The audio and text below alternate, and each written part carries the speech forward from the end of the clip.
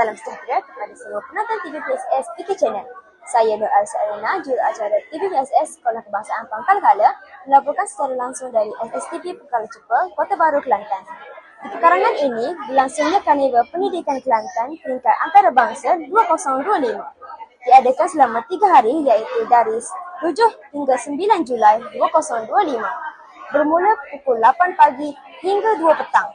Antara tujuan program ini adalah untuk pengetahuan dan kemahiran pembacaan buku, komik dan bidang pendigitalan.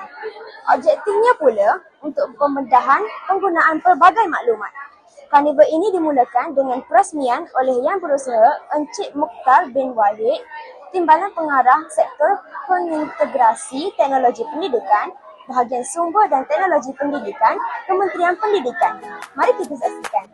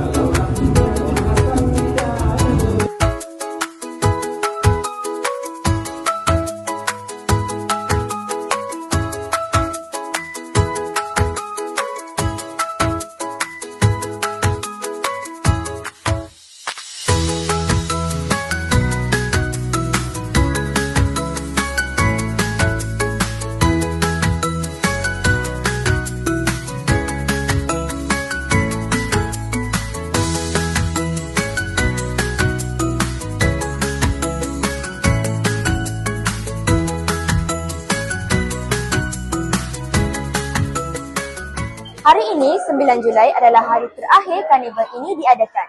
Semoga apa yang disediakan selama 3 hari ini memberi manfaat kepada semua pengunjung seperti aktiviti pameran dan jualan buku, pameran digital, pengembaraan digital, pemerakan rakan strategik, teknik rakaman dan penerbitan TVPSS, live band dan sebagainya. Pemerkasan Pendidikan Generasi Madani 2025. Saya Nur Arina melaporkan untuk PK Channel SKPK. Sekian, terima kasih.